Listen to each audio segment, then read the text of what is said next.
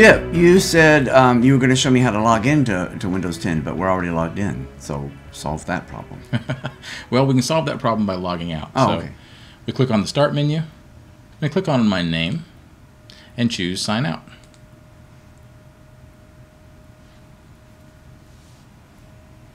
Now here's the challenge that Microsoft has. Okay. When we go to sign in, we want to use a secure password, but a secure password means a long, complicated password with symbols and capitals and numbers and stuff. So Microsoft's going to give us some alternatives, but for now, I'm going to log in with my password.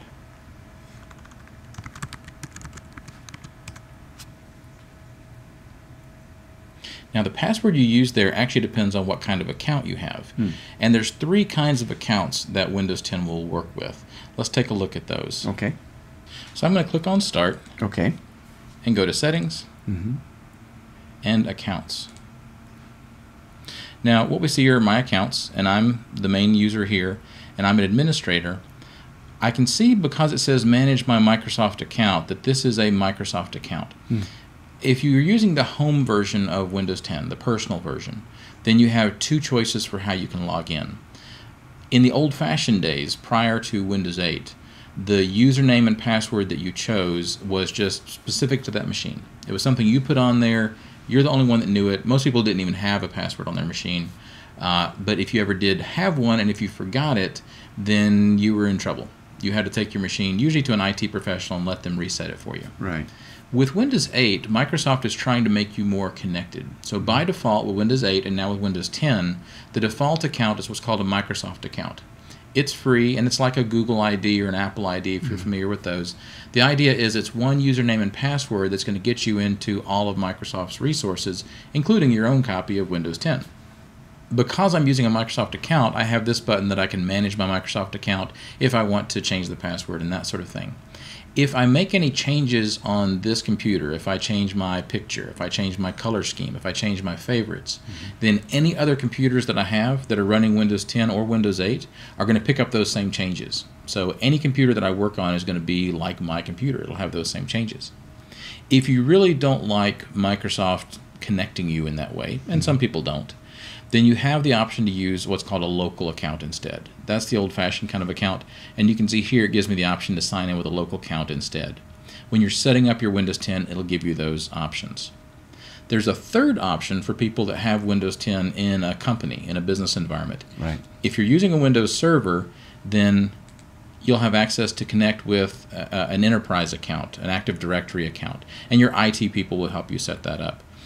In those situations, the username, the password, the settings are controlled by a network administrator, which makes more sense for a business. Now, we still have this problem, though, of how to sign in, because if I sign in with my whole 9-digit password every time I sign into my computer, every time it goes to sleep, every time I walk away to get a drink of water and I come back, that's a lot of typing. Yes. So Microsoft gives us some options here under sign-in options.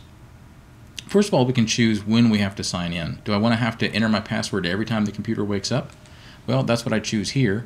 I could choose never, and then it'll only ask me at the beginning. So if I wanted to change my password, I could do it here, but the interesting stuff is down below. Typing in that long 9-digit shift special symbol password every time can be tiresome. So Microsoft also gives you the ability to use a PIN. Good. I can go in here and set up a PIN. And I'm just going to say right now, some people say PIN and PIN number, and that's redundant because it stands for personal identification number. So then they're saying personal identification number, and that bugs me. It's parenthetical. Me too. Another YouTube comment. Go ahead. All right, so now that I've entered a PIN, watch what happens. If I go and sign out again, Right.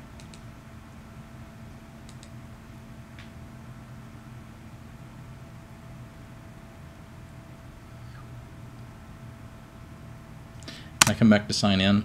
Now, instead of asking for my password, it's asking for my PIN.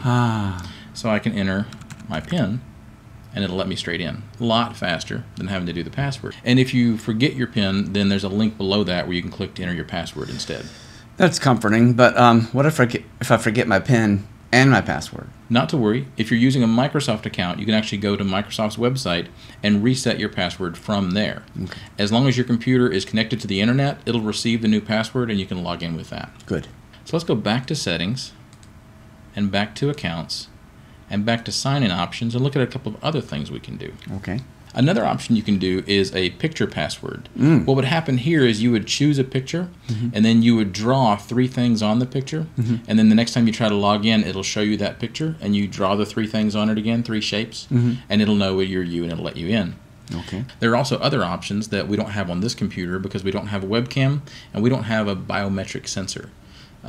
If this computer had a webcam, one of the options would be something called Windows Hello, which means that if I turn it on, that webcam is always looking for my face. And if I just sit down in front of my computer, it'll recognize my face and it'll log me in that way. Oh, that's sweet. It is very nice. Or if you have a fingerprint scanner or a retina scanner, an iris scanner, it'll do that as well. So the 5 ways to log in are your password, your long clunky password, a PIN, not a PIN number. You can draw on a picture. That's called what? Picture password. Picture password. Or it can recognize hello, Microsoft Hello. Microsoft Hello recognizes your face. And biometric scanner, like your retina or your fingerprint. Exactly. So that's the different ways you can log into Windows 10. That's a lot of ways.